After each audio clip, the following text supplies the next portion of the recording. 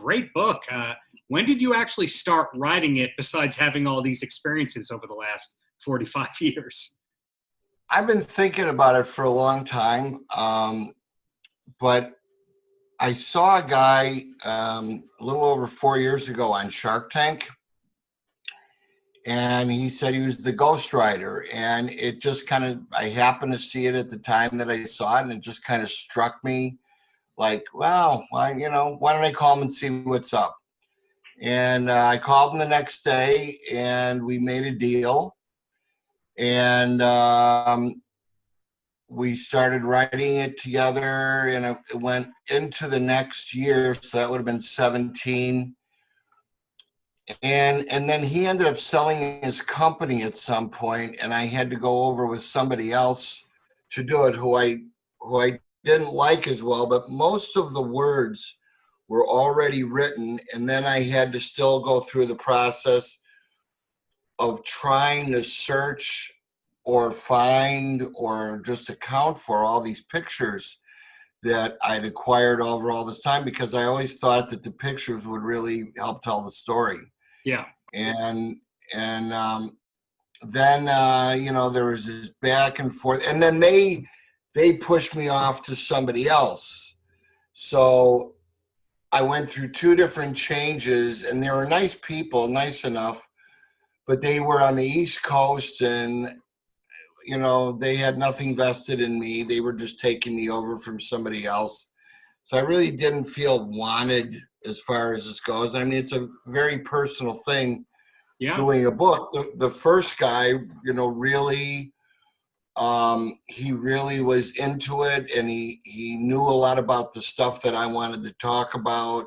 He's a writer himself, and unfortunately didn't continue and finish with him. But then, getting the pictures in there and putting it in order, and as there's too many pictures, who am I leaving out?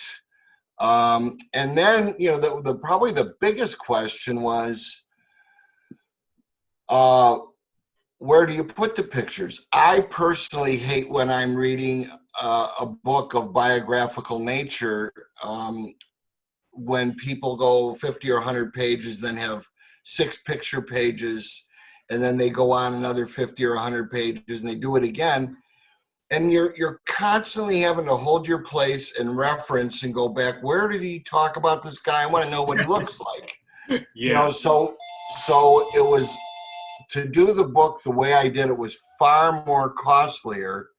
But who needs another shitty book? Not me. That's like where people put the cost of what the presentation is prior to how they edit it or put it together. I did it the other way. Financially, it makes no sense to do it that way. But if you're going to go to the trouble of collecting pictures and thoughts and years and calendars and places, people, and you're going to try to tie them all together and present them to somebody, I want to do it in a way that is so easy to digest. Yeah. And I think that's what we did. I agree with that. It reads like you. It sounds like you speaking. And I'm really impressed that your childhood letters are not more folded and crumpled up. Those were really well preserved. I have a lot of stuff like that. And I've kept it all. I mean, fortunately, they were stuck away in closets in my parents' house. They moved in 1985. I moved out in 73. Mm-hmm. But they were there all that time, and then they were going to move. So I got over a couple of years, I lifted most of my stuff out of there that I wanted and brought to Arizona, because they're all the way back in Illinois. And I know there's some stuff. I can't remember what it was, but I know I had more stuff. But I had a couple of little brothers behind me staying in that room that I was in, and I'm sure they got their little hands on to stuff, but not, nothing malicious or weird or anything. I don't think they just really knew or cared about, what these things were worth or what they meant to me or whatever. So, but anyway, for the most part, I've got a great deal of the stuff, mainly from the 60s, that was when I was collecting and paying attention to all those things before before music came along and sunk its teeth into me. Yeah, not everybody realized before reading this book what a sports guy you are. That's a hell of a forward that you got written for this book, to say the least. At this point in your life, is it kind of like music is so ingrained with work that sports is your number one passion? I wouldn't say that. I think music still is. With sports, I mean, being in Phoenix, one of my best friends was the president of Coyotes. Another one owned the Coyotes for years, and now neither of them are involved. So it ain't the same for me. I'm sure the people that are running it and owning it and all that stuff are great people. I don't know them. The football team is probably the franchise with the most hope, I guess, here as far as being a successful team. They've come a long way. And the baseball team, I love baseball and everything. This year was just kind of a wash for me because I never got into the idea of playing 60 games and all the BS that led up to it and the money and, what's the other one? Basketball. I mean, great arena downtown, great people running it, but I just kind of lost my passion on basketball. I mean, when you've got a Charles Barkley or a Steve Nash or a Jason Kidd around lighting up the floor, I'm just old-fashioned in that regard. I know the Suns have some pretty cool players currently too, but with trying to start a new business up, which I did in 2011, Mm-hmm. and staying on top of that, and then having this pandemic come, and then put this book together, and now I'm going to start selling off a lot of memorabilia, simply because I have so much of it, and I want other people to have it now. It's been my turn to have it. I've had it stored. It's taken up space. I've spent literally tens of thousands of dollars, like into the low hundreds, like 200, preserving this stuff, storing it Right. in a way where it doesn't get destroyed. And it's very expensive. I've got 5 lockers full of stuff that, I mean, the T-shirts and the posters and the framed items and contracts and show files and you name it, tickets. I got so much stuff, and I think a lot of it is what people are going to dig it because it's authentic, it's real, Yeah. it comes from real shows, and maybe I can keep paying people around here for a while until this BS is over with and we can get back to work. So it's been a long time coming for that, because I've wanted to at least thin out the collection and share it with other people, meaning sell it to other people, and just kind of get it out of my life for right now, because there's a lot of things to consider at this age, and I certainly don't want. I really would hate for anybody else to have to deal with this crap besides me. When I say this crap, it's my crap, which makes it great fun. And it really is. I mean, the depth of all this stuff is fascinating to me. I mean, I'm a kind of a history buff, and I've got all kinds of different stuff from all different kinds of walks of life. And it's very interesting. I get a big kick out of me when it comes to what I've collected. It sounds weird, but I'm always happily surprised and thrilled to see what I got. I am too. That makes two of us appreciating you for who you are and what you do and what you've collected. One thing I'm curious about is if your collection includes a lot of soundboard recordings of the concerts you promoted. I never got into that. It would have been fun to do, but I unfortunately do not have tapes.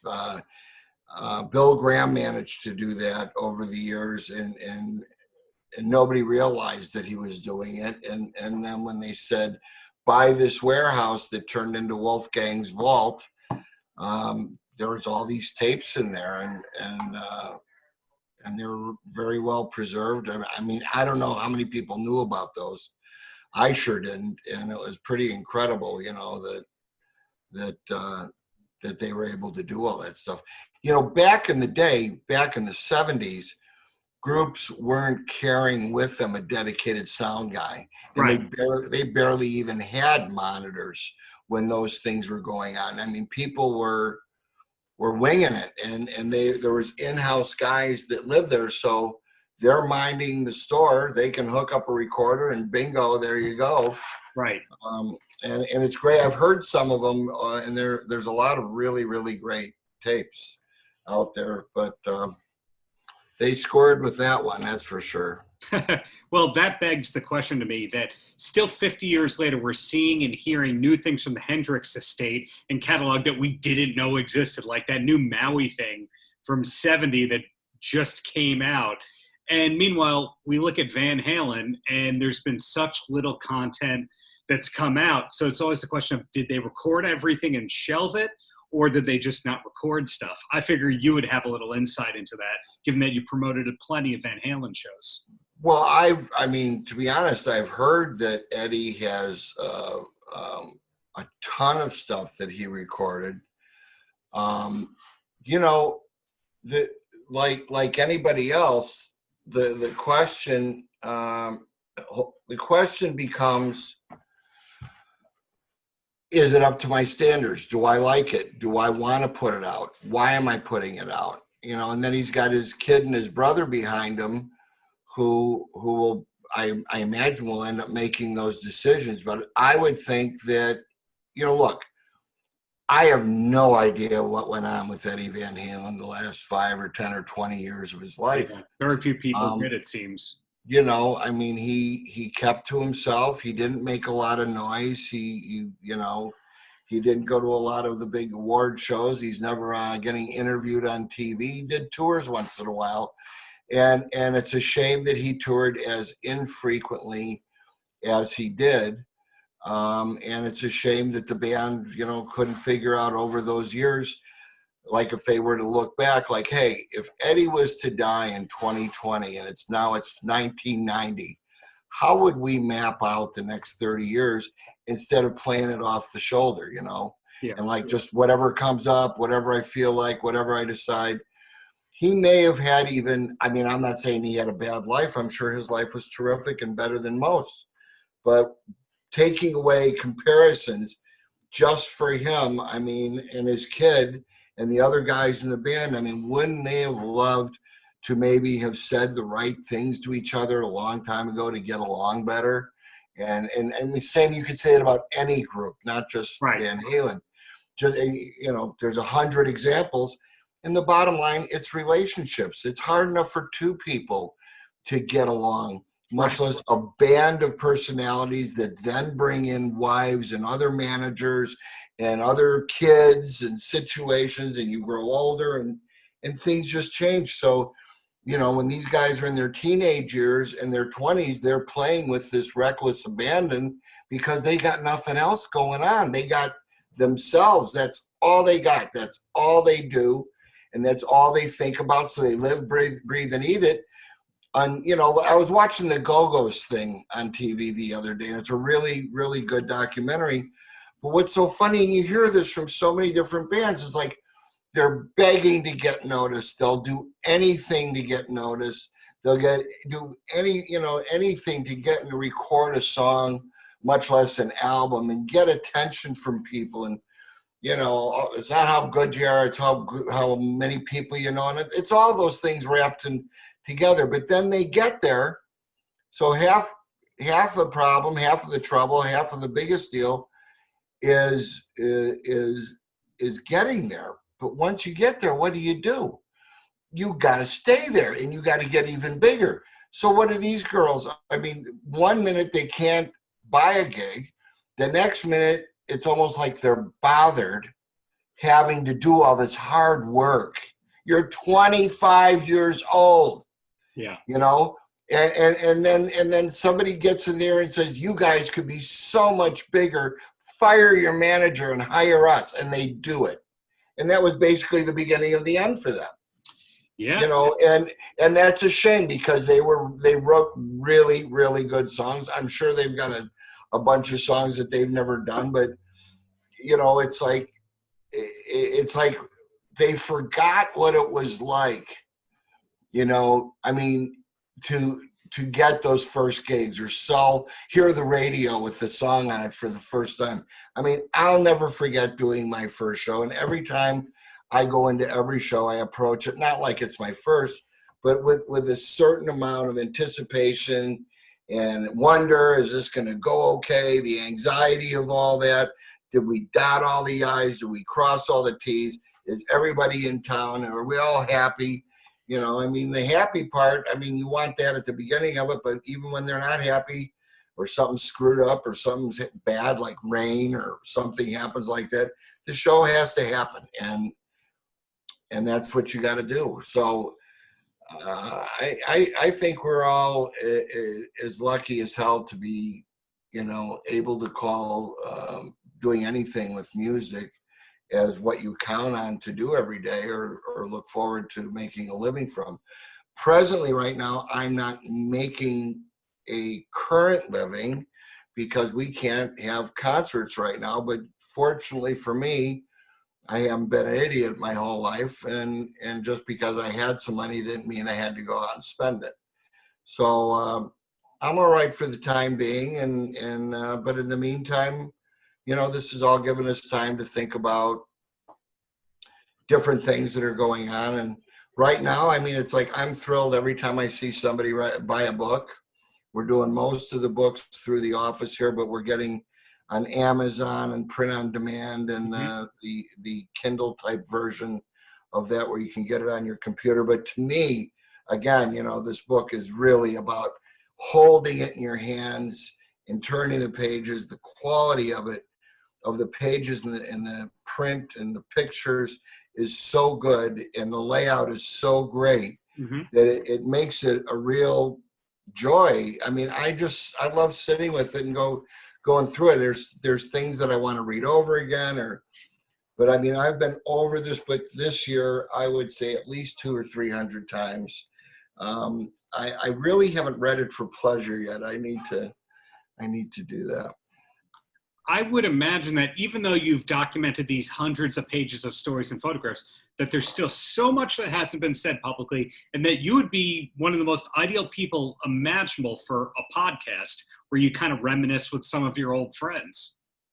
Well, I could do that. It would have there would have to be a lot of different ways or conditions for me to do something like that. Like, number one, would there be an audience for it? It's a lot of work doing that. Over the last, I guess the last 20 years, I've been on KDKB. I was on for many years. I did a nighttime show on Sundays.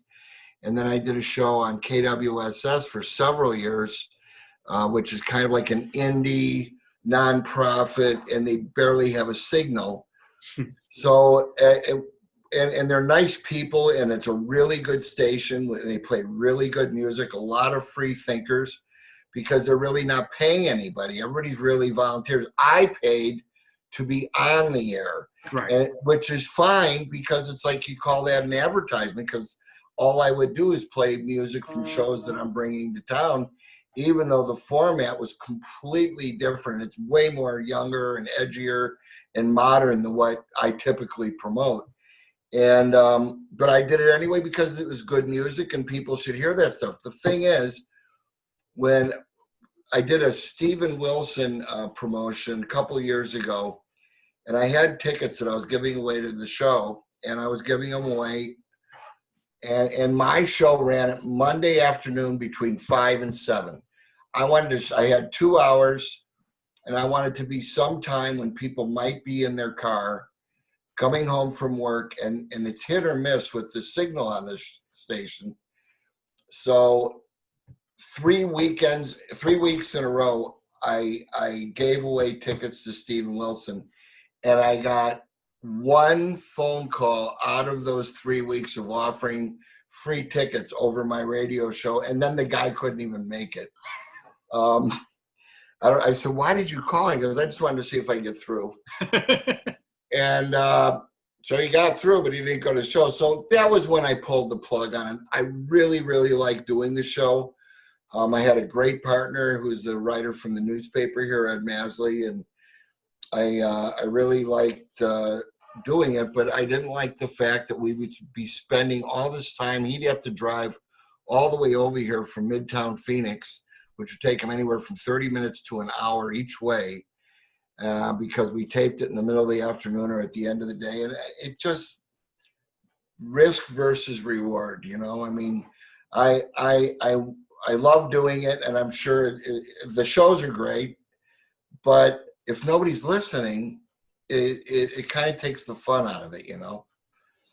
That makes a lot So of anyway, sense. I'll go on people's podcasts with them. I've done a bunch of them, and I like doing that because they're looking after all the details and doing everything, and it's their show, and they know how to maneuver it and get it out there and get it heard. So I'd rather, at this point, I'm leaving it to the experts. Well, I'm calling you an expert nonetheless. And one thing I don't know, being in the New York bubble, New York and LA seem to be on the same page with almost everything with COVID-19. Is Arizona closer to reopening than it is here in New York and LA? Oh, no, they didn't handle it well here, much like the rest of the world and much less like the rest of the country. But I think our country handled it the worst. It's amazing to me. I mean, you read the numbers, you see the papers, you see the news, and I mean, people need to be told to lock down and get curfews enforced to protect themselves from some invisible bandit out there that they don't have any control over. But it's like you're an adult. I mean, there's a fire over there. Do you go stick your hand into it? Don't you tell your kid that's hot, don't go near that, or if it's slippery and it's ice, be careful, you're going to fall down, you could break your head. Well, how about just being stupid and going into public not masked up, or you know, getting drunk in public, going to bars and being obnoxious and sweating on people, and all these different goofy things people got to be told not to do. So the bottom line is when this thing came along out of nowhere, seemingly out of nowhere, except it was already known by officials for months, if not longer. I blame them 100%. This thing should have never gotten out of the bag. If it indeed started in China, it shouldn't have come out of China. It shouldn't have been allowed to leave the country. They should have kept that their problem and squashed it themselves. But it did get out, and nobody reacted properly to it. And then there's all the BS and the lies and drinking poison to get rid of it, and whatever jokes that people were doing. It's a shame, but the bottom line is it's, you know, our state. I haven't looked at the numbers recently, but I saw they were doing over 4,000 cases per day now, and just a few weeks ago it was 300. It was going down, and you know, in the month of October, I mean, they had car auctions, they had a bike rally here at the first week of October that I was very vocal about and wrote letters, and I didn't get through to nobody. Nobody cared. They are just, I don't know. I can't account for what goes through officials' heads when they have a true problem on their hands. This isn't about, a red light stays too red on Scottsdale Road and Camelback. Maybe we should look into it and put a study together for that. How about just paying attention to what's going on? You can open up again. It still seems very relaxed around here. Like if I got to go to a store, I'm going to a store. If somebody needs to come over, they can come over. I'm not having parties and groups of 10 and 20 and 30 people, but you know, a couple people come in. I have a pretty normal life still, but I don't feel, I get a little weirded out every time I got to go do store things, or if I have to sit in a restaurant. I'm not crazy about it. I don't lose it. I mean, I've flown a number of times, And I think we're doing everything we can and bundling up. I've been tested a couple times. I'm fine. There's things you just got to do. You can't crawl in a hole and croak. Right. But you do have to be careful and mindful of people around you. And, you just got to really watch it. The sooner these vaccines can be administered and hopefully they work, the sooner, and getting instant tests to make sure that people aren't walking around active instead of doing something about it, we can get back to life. It was so weird yesterday. We're watching something on TV and somebody commented how strange it looked to see a bunch of people at a concert with no masks on, jumping up and down. I don't know what we were watching. It was almost weird, like when you see an old movie on TV and somebody lights up a cigarette in a bar or in the office at a desk, and it's so weird how times have, changed like that. Well, on the brighter of brightest notes, this book, my favorite book of 2020, I'm going to say if anyone has to pick up one rock book this year, it is this book, because you get the business, you get the fun, you get it all. So really, thank you for the service of putting this book together, Danny. Well, I'm glad to do it. I really do hope that it might, people will take away from it that I wasn't handed that book to put out. It was not only a lot of work doing the book, it was even more work getting to the point where I could have stories to even write about. And the stories that I did and the people I did get to meet and become friends with or work with. And the takeaway is for anybody, and I don't care how old you are, if you have an interest in something, figure out a way to belong. That's what it's really about. That's why I really did the book. It wasn't to show off or drop names or look at all the pretty pictures. But that is true. It's fun for all those reasons. And I wanted to collect them. I thought it was important to put them all together. But as importantly as I'm really hoping somebody will read it and go, I've been meaning to do this, or I've been meaning to do that, or I should do that. People should do that. People should do what matters to them more than ever, and do more than get by. Or even if you're already getting by just fine, you want to do something to shake your life up and have some more fun doing it. There's certain things about any business that nobody likes, and I'm certainly one of those people. We have our troubles and battles and things like that, but for the most part, when it's about music and it's about people who make music, and I'm going to arrange for them to come to wherever they are in the world, and they're going to come within 10 miles of where I'm sitting, and I'm going to get to say, here's Jackson Browne, or here's Led Zeppelin, or here's somebody, whoever it might be. I can't imagine anything better. So, and I know everybody's got things that they love in their lives, and maybe they're not as involved in that, or never considered that as a way to make a living. But I'm here to tell you, I'm living proof that it can happen. Yes. Paltrocast.